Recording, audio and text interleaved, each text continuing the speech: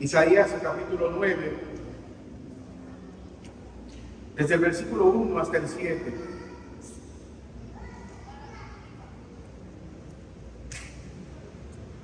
Mas no habrá siempre oscuridad para la que está ahora en angustia, tal como la aflicción que devino en el tiempo que livianamente tocaron la primera vez a la tierra de Zabulón y a la tierra de Neftalí. Pues al fin llenará de gloria el camino del mar, de aquel lado del Jordán en Galilea de los gentiles. El pueblo que andaba en tinieblas vio gran luz. Los que moraban en tierra de sombra de muerte, luz resplandeció sobre ellos. Multiplicaste la gente, aumentaste la alegría. Se alegrarán delante de ti como se alegra la ciega, como se gozan cuando reparten despojos. Porque tú quebraste su pesado yugo y la vara de su hombro y el cetro de su opresor, como en el día de Madián. Porque todo calzado que lleva el guerrero en el tumulto de la batalla y todo manto revolcado en sangre serán quemados pasto del fuego. Verso 6. Porque un niño nos es nacido, hijo nos es dado, y el principado sobre su nombre, y se llamará su nombre Consejero, Dios fuerte, Padre eterno, Príncipe de paz. Lo dilatado de su imperio y la paz no tendrá límite sobre el trono de David y sobre su reino, disponiéndolo y confirmándolo en juicio y en justicia desde ahora y para siempre. El celo de Jehová de los ejércitos hará esto.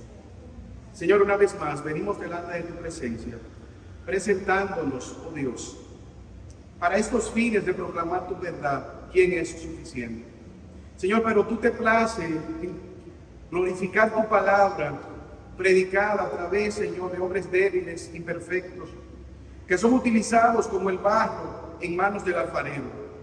Glorifícate, Señor, utilizando tu palabra, fíjala en nuestras vidas, trae convencimiento de pecado a cada uno de nuestros corazones. Trae, Señor, novedad de vida a aquellos que están en este lugar y andan en tinieblas.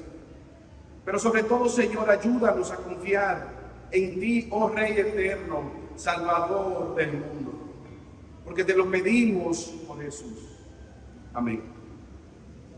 Hace algunos años, en una época como esta de diciembre, la abuela de mi esposa cumplía años. Y se dispuso la celebración de su cumpleaños. Todo estaba dispuesto para hacer una fiesta sorpresa. Ella reside en los Estados Unidos y se cocinó una buena comida, se compró el bizcocho. De hecho, a mí se me pidió que compartiera la palabra en aquel cumpleaños. ¿Qué ocurrió? El vuelo donde ella venía por una nevada en los Estados Unidos se suspendió. Y las personas que fueron a recogerla del aeropuerto vinieron sin ella. Ella iba a venir posteriormente. Entonces surgió la pregunta, ya aquí están los invitados, está el sancocho hecho, está el bizcocho. Mi cuñado dijo, vamos a imprimir una foto de ella y vamos a celebrarle el cumpleaños. Y se llevó a cabo aquel cumpleaños con el pequeño detalle de que la cumpleañera no estaba presente. Se hicieron fotos, se grabaron videos y luego se le enseñó. ¿Sabes algo? En esta época de diciembre sigue ocurriendo lo mismo. Independientemente del desbordamiento que vemos en la sociedad, hay algo indiscutible. La gente está celebrando, la gente está comprando, la gente está contenta, luces, arbolitos, celebración, gozo. Pero ¿sabes algo? Se están olvidando de qué es lo que se está celebrando. Con mucha frecuencia se olvidan del cumpleañero. Y temo que eso también puede darse en la vida de muchos creyentes. En la manera como celebramos, en lo que nos trae gozo o nos quita, podemos olvidarnos de qué es lo que se celebra en esta época. Y al meditar en este pasaje no quisiera entrar en la diatriba de que si es una fiesta pagana, de que si Jesús no nació en esta época. Probablemente Jesús no naciera en esta época. Y probablemente tenga un trasfondo pagano la celebración de la Natividad. Ahora, yo quisiera venir delante de ustedes como entró el apóstol Pablo en Atenas a predicar el Evangelio. Él anduvo por aquella ciudad y vio gran idolatría en aquella ciudad, a tal punto que eran tan idólatras los atenienses. Hechos 17, 22 al 24, se nos dice que tenían un espacio dedicado, un santuario al Dios no conocido. Y Pablo dice: yo les felicito por ver cuán devotos son ustedes, teniendo un espacio para un Dios no conocido. Déjenme decirle, yo soy ese representante de ese Dios no conocido. Lo que quisiera hablarles a ustedes es de que Dios cumplió su promesa de enviar a un Salvador, de que Dios se acordó de la humanidad en tinieblas y envió a su Hijo Jesucristo, que nació de mujer y nació bajo la ley. Y esto es digno de ser aprovechado. Por lo tanto, estaremos en todo el día de hoy reflexionando acerca de las implicaciones que tiene para nosotros la Natividad, el nacimiento de nuestro Dios, meditando en la misericordia de Dios al enviar a su Hijo, la luz del mundo, para alumbrar a una sociedad en tinieblas. La idea principal es que tú y yo podamos salir recordando que Jesús es el Rey verdadero que salva a los pecadores. Jesús es el Rey verdadero que salva a los pecadores.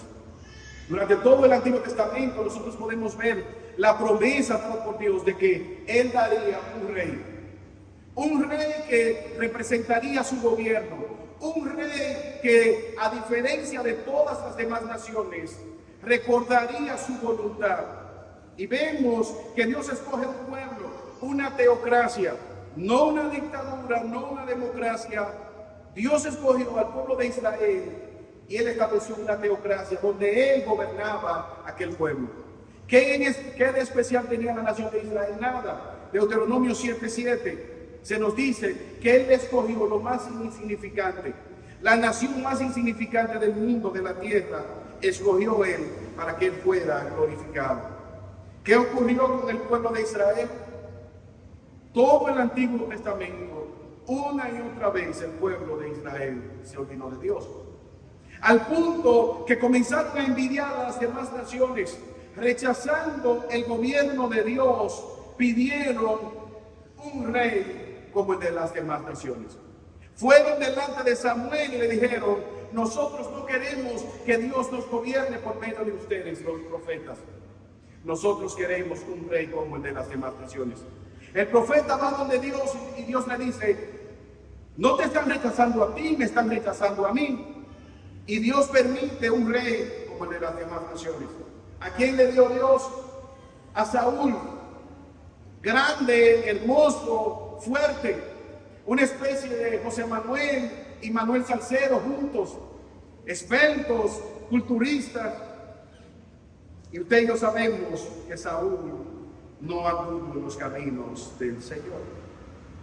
A pesar de ser grande, alto, valiente, no anduvo. Hubo un segundo rey, el rey David, un rey conforme al corazón de Dios. A pesar de que fue un gran rey, usted y yo sabemos que no fue un rey perfecto, que pecó, matando a uno de sus más leales servidores para tratar de cubrir su pecado de adulterio. Luego vino Salomón, rico, sabio, pero también su corazón fue desviado. Y la historia de Israel, la historia de la redención, se define de esa manera, tristemente. Dios levantaba jueces, el pueblo enderezaba, el rey se moría, el pueblo se torcía, Dios enviaba espada, volvía, y así vemos que pasó todo el Antiguo Testamento. ¿Cómo terminó el libro de los jueces? se nos dice que nadie estaba buscando a Dios y todo el pueblo hacía lo que bien le parecía. Tinieblas estaban cubriendo a toda la nación de Israel. Gran oscuridad durante todo el Antiguo Testamento. 300 años. Usted pasa una página del Antiguo Testamento al Nuevo Testamento y hay 300 años o 400 años aproximadamente de un silencio. Dios no habló. Pero ¿sabes qué? El pasaje que nosotros acabamos de leer en Isaías se nos habla de gran tinieblas. Si usted lee el capítulo 8, se nos dice que en vez de buscar a Dios, ellos abandonaron a Dios y iban donde sus agoreros, donde sus adivinos. Isaías 2:5, venid, oh casa de Jacob, y caminaremos a la luz. Ciertamente tú te has alejado. La casa de Jacob está llena de costumbres traídas de oriente, de agoreros como los filisteos, y hacen pacto con hijos de extranjeros. Gran tinieblas cuando Dios inspiró su palabra de prometer un rey. Ahora, ¿cuál era la característica de este rey? Lo primero que vemos es que este rey traería luz en medio de las tinieblas.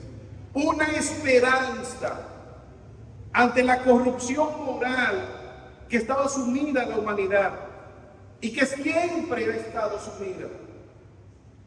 Hay la promesa de que este rey traería luz, no a una determinada región del mundo, luz al mundo. Versículo 1, no habrá siempre oscuridad. El pueblo, versículo 2, que andaba en tinieblas, vio gran luz. Los que moraban en sombra de muerte, luz resplandeció sobre ellos. Ahora hay una pregunta, ¿qué significa oscuridad en ese contexto? En primer lugar, significa maldad. Usted sabe lo que pasó cuando entró el pecado. Inmediatamente pecamos, vino la muerte, el asesinato, la acusación familiar. Adán y Eva comenzaron los pleitos, la guerra de los sexos, un hermano matando a otro. Y desde ahí en adelante, muerte y destrucción ha reinado durante toda la época de la historia de la humanidad. El pecado entró en el mundo y con él la muerte. Sin importar el lugar donde el ser humano viva, hay algo que yo estoy seguro que usted no tiene que ir a un lugar y puede darse cuenta que hay. Aparte de los lugares hermosos, hoteles, ¿sabe lo que hay? Cárceles. ¿Por qué? Porque hay violencia, asesinatos, inmoralidad, muerte, dolor, sufrimiento, enfermedad. Toda la tierra está bajo la influencia de las tinieblas, bajo la influencia del pecado. El mundo está en oscuridad. El pueblo que andaba en oscuridad, dice Isaías, versículo 2, vendrá a luz. Ese rey traerá luz a las tinieblas. ¿Sabes qué? A veces nosotros pensamos con respecto a nuestra vida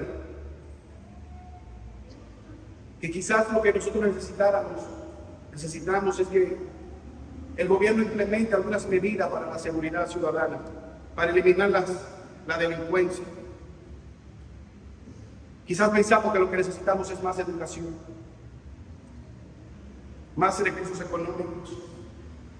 Si quizás alguien puede decir, si yo hubiese nacido en otro país, si hubiese nacido en Europa, si mi apellido fuera otro, Bonetti, Corripio, si quizás hubiese tenido otra familia. Comenzamos a pensar en todas las circunstancias que pudieran ser diferentes, en los sufrimientos. Quizás en este año las águilas han perdido tanto que no nos dan muchos motivos para celebrar. Y los liceístas celebran a carcajadas. Podemos ver que el mundo está en tinieblas. Pero como veganos vivimos en esta ciudad de La Vega. Vemos cómo esta ciudad se mete en las tinieblas a celebrar el famoso carnaval.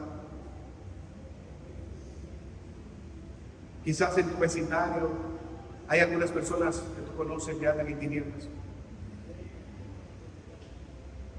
Tú y yo tenemos familiares que están en tinieblas, que estamos seguros que si murieran irán a la condenación eterna. Ahora yo te pregunto, ¿cuándo fue la última vez que tú reflexionaste acerca de las tinieblas que hay en tu corazón? ¿Cuándo fue la última vez que tú te sentaste en oración delante de Dios y reflexionaste acerca de tu propio pecado? Porque muchas veces estamos pensando en la oscuridad del mundo, en la oscuridad de las ciudades, las tinieblas del mundo. Este rey vino a alumbrar nuestras propias tinieblas. Traería luz a las naciones. Pero no es que Él va a alumbrar una ciudad. Él va a alumbrar las vidas de aquellos que se han perdido, que se han apartado de la luz, detrás de las tinieblas del pecado. Esta es una época para reflexionar que Jesús ha venido a buscar y a salvar a aquellos que se han apartado de las tinieblas. Este rey vino a traer luz en medio de las tinieblas. Pero hay una gran promesa. Si hay una característica del mundo, es que está en tinieblas, pero hay otra característica que define al mundo: la ansiedad, la angustia, la falta de gozo. ¿Sabes tú cuáles son los medicamentos más vendidos? Los ansiolíticos, medicamentos para el estrés, medicamentos para dormir. La gente no tiene gozo, la gente está ansiosa, la gente no puede dormir. A pesar de las riquezas de la humanidad, la gente sigue estando sin gozo. ¿Has estado tú en una fila? La queja, el clamor popular, el himno nacional es el himno de la queja. Mira cómo dice el versículo 3, Isaías 9. Multiplicaste la gente y aumentaste la alegría. Se alegrarán delante de ti como se alegran en la cosecha, como se gozan cuando reparten despojos. Versículo 4. Porque tú quebraste su pesado yugo y la vara de su hombro y el cetro de su opresor, como en el día de Madián. Este rey va a traer gozo. ¿Qué tan grande será el gozo? Aumentará la alegría. Y habla aquí de una opresión, de una guerra, un ejército victorioso que ahora está repartiendo el botín de la guerra. Habla de un esclavo que está siendo libre, que está siendo independizado.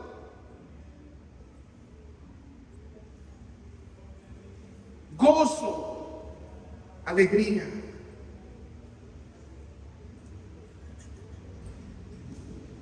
Una persona visitó a un psiquiatra porque no tenía gozo. Estaba celebrando la Navidad, pero no tenía gozo, no había alegría en su corazón. El psiquiatra, después de evaluarlo y ver que él estaba sano, biológicamente sano, le dijo: mire, yo quisiera añadir más que medicamentos. Yo les recomiendo que usted vaya al circo que está en la ciudad. Y hay un acto de un payaso que yo fui, mire, y eso, como yo me riera y disfrutara. Vaya para que usted se relaje un poco. Para sorpresa del psiquiatra, el payaso le dijo, el hombre le dijo: el payaso soy yo. Aunque yo tengo la capacidad de hacer reír a otros, yo no me puedo reír. Quizás sea tu caso en esta mañana. Estás riéndote en tus labios, pero hay tristeza en tu corazón. Este rey ha prometido traer gozo. Y es algo sobrenatural porque ¿qué rey puede garantizar gozo a todos sus conciudadanos? ¿Quién es aquel que puede decir que va a alegrar la vida de todos los seres humanos? En un mundo de maldad, de muerte, de violencia, de enfermedades, de tristeza. Justamente en esta es la época donde más hay depresión y tristeza. Pero este rey va a traer alegría, va a traer regocijo.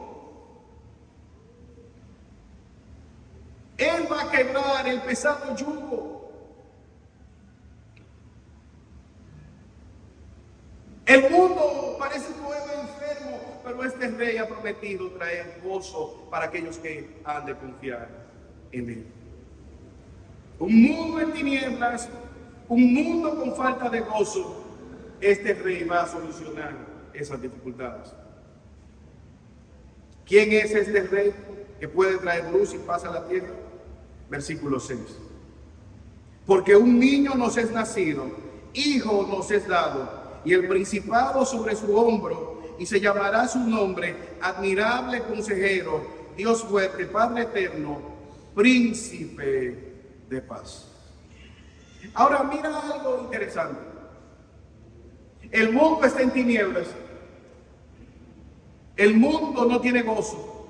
Pero hay algo. ¿Quién puede resolverlo? El hombre no ha podido resolverlo. El hombre no ha podido dar gozo duradero. No ha podido traer paz duradera. No ha podido eliminar las tinieblas. Pero aquí hay algo que este niño que ha nacido, este rey, es un sabio, admirable consejero. Y esto es algo que a nosotros explota nuestra mente, porque quizás en el versículo 6 nosotros estuviéramos pendientes a un gobernante, a alguien poderoso, una provisión de riqueza. Pero el profeta, para sorpresa de él, la paz, el gozo, la luz vendría a través de un niño. Como que esto quizás no nos hace sentido. Un niño traería paz, traería gozo, traería sabiduría, traería luz al mundo. ¿Quién es este niño para que le conozcamos? ¿Quién es este niño para que le adoremos? ¿Quién es este niño para que le busquemos? ¿Quién es este niño para que le conozcamos? Eso tiene implicaciones para nosotros. Mira cómo dice, es un niño, es un ser humano, no es un ángel, no es un arcángel, es un ser humano. Dios se ha encarnado. Él nacerá, habitará con nosotros en debilidad como un ser humano. Pero al mismo tiempo, este es un niño que es un rey. Él tiene un principado sobre su hombro. Él se llamará admirable consejero. Es un niño que es rey, que es sabio. Pero hay algo más que pudo haber explotado la mente al profeta. Léelo conmigo, versículo 6. Parte B, consejero, Dios fuerte, Padre eterno, príncipe de paz. Un niño que es Dios. Dios se encarnó, Dios se humanó. Usted ve al profeta profetizando de parte de Dios, inspirado por el Espíritu Santo, diciendo que ese niño es Dios, que es el Padre eterno, que es el príncipe que trae la paz. Es un rey que tiene un principado. Es un rey que trae la sabiduría. Es un rey que sabe cómo va a resolver las cosas. Es un rey que va a libertar la peor de las cautividades que está el ser humano. ¿Sabes cuál es? El pecado que trae la muerte y la destrucción del ser humano. Tú y yo sabemos quién es ese niño. No se quedó acostado en un pesebre. Ese niño, llegó el momento y nació. 700 años pasaron y Lucas capítulo 2, versículo 8 al 13, el texto que leyó nuestro hermano Manuel Vegas, se nos dice que habían pastores en aquella región que velaban y guardaban las vigilias de la noche, y el ángel se le presentó y le dijo, y la gloria los rodeó de resplandor y tuvieron gran temor. Mas el ángel le dijo, no temáis, porque aquí os doy nuevas de gran gozo, que os será para todo el pueblo, que os ha nacido en la ciudad de David un Salvador, quien es Cristo el Señor. ¿Cuál será la señal? Hallaréis al niño envuelto en pañales, acostado en un pesebre. Y repentinamente apareció una multitud de las huestes celestiales que alababan a Dios y decían, gloria a Dios en las alturas. Llegó el momento del nacimiento de ese niño. Ese niño es Jesús. ¿Sabes que cuando Jesús nació, el mundo seguía en tinieblas? Pero Él vino y Él es la luz del mundo. Primera Juan 1, 5 al 6. Este es el mensaje que hemos oído y os anunciamos. Dios es luz y no hay tinieblas en Él. La luz vino al mundo. La luz que nos lleva a andar en novedad de vida. La luz que nos da propósito para que vivamos conforme a su palabra. La luz que transforma nuestras tinieblas. La luz que alumbra el mundo, que da sentido a nuestra vida. Aquel Dios que dijo, hágase la luz, y fue la luz, ahora viene a alumbrar nuestras tinieblas espirituales. Ese niño creció, Jesús el Salvador. Él dijo, yo soy la luz del mundo. El que me sigue andará en tinieblas. Ahora hay una gran realidad. El mundo sigue en tinieblas a pesar de que Jesús vino. ¿Cuál es la razón? Sigue siendo una. Los hombres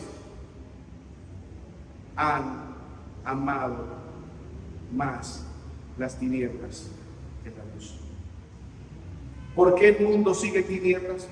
Porque los hombres siguen rechazando a ese Salvador. ¿Por qué tu vida está en tinieblas? Porque no conoces a aquel que dijo, yo soy la luz, el que me sigue no andará en tinieblas. Jesús vino a salvarnos de nuestra manera corrupta de pensar, del pecado, de nuestras propias tinieblas, de la vanidad de nuestra mente, a darnos propósito. ¿Cuál ha sido el gran error que muchas veces cometemos como creyentes? Pensar que solamente la salvación se refiere al acto donde Dios imparte novedad de vida. Dios debe seguir salvándonos de nuestra manera corrompida de pensar. Dios sigue salvándonos cuando amamos al mundo y vivimos como el mundo vive. Dios debe salvarnos al darnos propósito. Dios, como el buen pastor que envió a Cristo, ese buen pastor nos rescata cuando nos vamos en nuestra vana manera de vivir. Pero al mismo tiempo, Jesús es la única fuente de gozo duradero. Lucas capítulo 2, que prometió el ángel, muy buenas nuevas de gran gozo, gran gozo. Solo en Jesús podemos tener gozo duradero. Dijo San Agustín, nuestros corazones están inquietos hasta que se encuentran su descanso en Dios. Tu vida no va a tener sentido fuera de Dios. Tu vida no tendrá propósito si no conoces a Jesús. Ahora, para muchos Jesús simplemente se pueden acordar en Navidad, quizás en Semana Santa. Pero Él es un admirable consejero. Él camina junto con nosotros, por medio de su palabra nos instruye. Él se ha revelado, Él nos ha dado pautas para nosotros seguirle.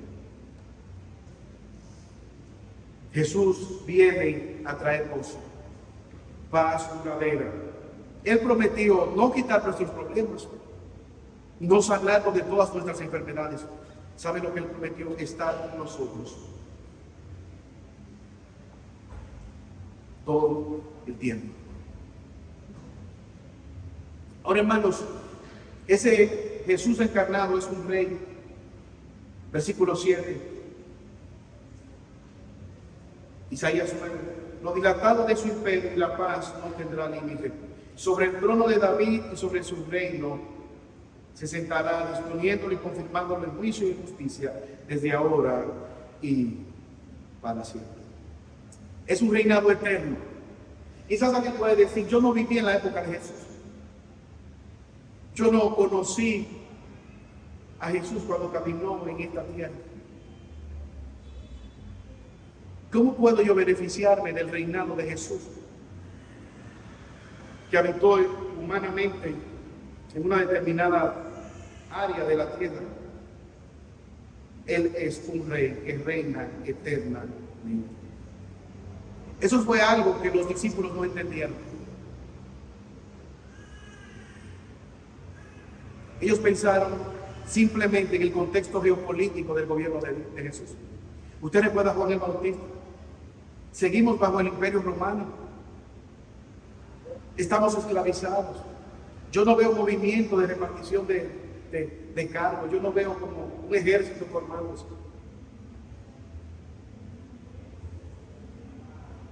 Jesús vino a buscar, a salvar lo que se había perdido, pero a gobernar nuestras vidas. No un espacio político, no un terreno, a restaurar la relación perdida entre Dios y su palabra. Nosotros obedecíamos antes del pecado, a restaurar esa relación perdida. Es Jesús quien gobierna tu vida. Son los decretos de Dios que rigen la manera como tú y yo vivimos. Él es ese rey eterno. Reinará, descendiente de David, sobre el reino de David. Un descendiente de David. Jesús es ese descendiente de David, que ha venido a gobernar. Él tiene un pueblo. ¿Tú sabes cómo se llama? La iglesia. Comprados a precio de sangre, libertados del yugo del pecado. Y aunque el mundo anda en tinieblas, hay un pueblo llamado a ser santo, apartado de en medio de las tinieblas, que ha conocido a Jesús, que ha visto la luz que es Jesús, que ha visto el gozo que Jesús imparte, que ha sido llamado a andar en novedad de vida, que se rige por medio de su palabra y que le obedece de manera imperfecta, porque todavía estamos bajo los vestigios del pecado y luchamos contra el pecado, que ha recibido ese gozo y que anhela vivir para la gloria de su Salvador. Y por eso celebra, no como el mundo celebra, no lo que el mundo celebra. No con el mundo celebramos que nuestro glorioso Salvador dirige nuestras vidas, que nuestro glorioso Salvador alumbre en medio de las tinieblas, que nuestro glorioso Salvador nos da gozo aún en medio de las circunstancias difíciles, que nuestro glorioso Salvador sigue llevando a cabo su plan aún en medio de las tinieblas. Jesús garantizó que aún las puertas del infierno no van a prevalecer contra su pueblo. Y esto debe producir gozo, debe producir paz en nosotros. Porque a veces vemos las tinieblas y pensamos, nos sentimos acorralados, pero es todo lo contrario. Cuando el pueblo de Dios se levanta y proclama la verdad del Evangelio, cuando tú y yo vivimos a la luz de la obra de Cristo en nuestras vidas, ¿sabe qué es lo que ocurre? Que las tinieblas retroceden. Y aquellos que andan perdidos en las tinieblas vienen a novedad de vida.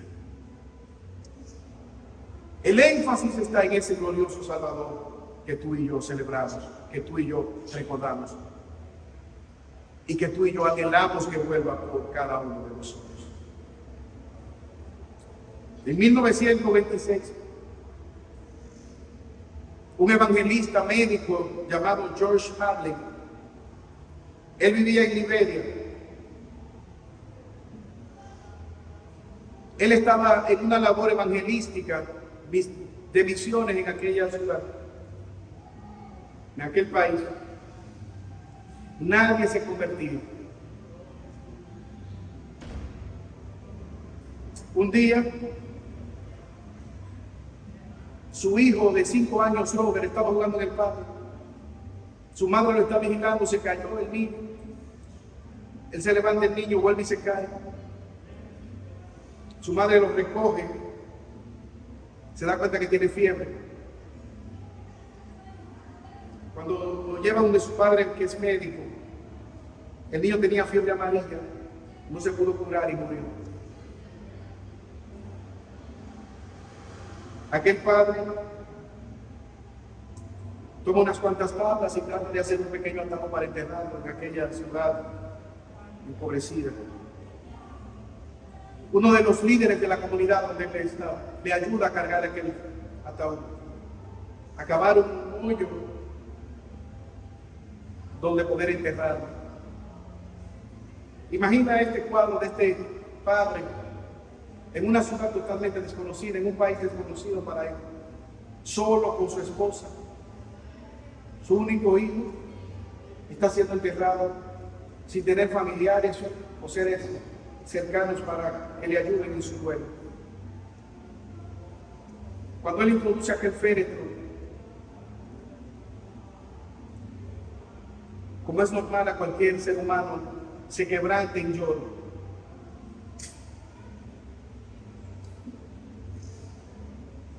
Para sorpresa, el líder de la tribu salió gritando: los hombres blancos también lloran. Los hombres blancos lloran al igual que nosotros. Esa noche, mientras él y su esposa estaban quebrantados, llorando la muerte de su hijo, el líder de la comunidad y un grupo de miembros de aquella aldea estaban afuera en la puerta de aquella familia para escuchar acerca de Jesús y del Evangelio. Y cada domingo estaban visitando la iglesia y esa comunidad fue salva. ¿Sabes qué? Nuestro Dios se encarnó, se hizo hombre, habitó en medio de nosotros. Lloró ante la muerte de su amigo Lázaro. Se cansó, se fatigó, sufrió hambre. Sintió el rechazo de sus seres queridos, la burla de sus progenitores, el menosprecio de una sociedad a la cual él nunca le hizo daño. ¿Por qué lo hizo? No porque nosotros valiéramos la pena, por amor, por misericordia.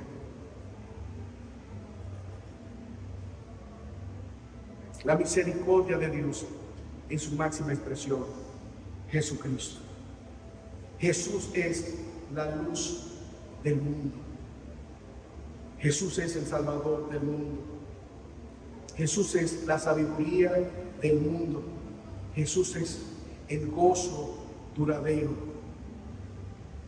Jesús es la única paz duradera. Es ese Rey, Señor, Salvador, que gobierna todas las cosas. Y la única manera de tú y yo tener una verdadera Navidad es teniéndole a Él. No importa lo que a ti te falte a final del año. No importa si tú puedes o no cenar el 24. Si tú tienes a Jesús, Él es el Rey verdadero que salva a pecadores. Tú tienes motivo para estar gozoso. Tú tienes motivos para celebrar. Tú puedes regocijarte y decir: la luz.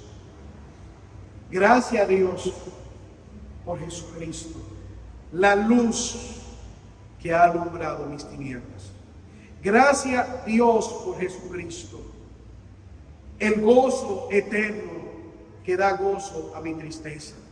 Gracias Dios por Jesucristo.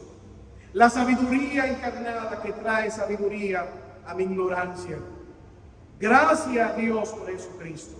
la paz que sobrepasa mi entendimiento en medio de las tribulaciones. Gracias a Dios por Jesucristo, la esperanza en medio de un mundo que está en tinieblas. Gracias a Dios por Jesucristo, la vida eterna aún en medio de mi muerte. Gracias, Señor, por tu palabra. Gracias, oh Dios, por Jesucristo. Ayúdanos, oh Señor, a celebrar conforme, Señor, a tu palabra. Y ayúdanos a compartir con otros que andan en tinieblas el verdadero sentido de la Navidad. Oh Señor, trae consuelo a tu pueblo. Trae gozo, trae paz. Sigue trayendo luz a nuestras vidas y sabiduría para andar en este mundo que es en tinieblas. Porque te lo pedimos por Jesús. Dios le bendiga.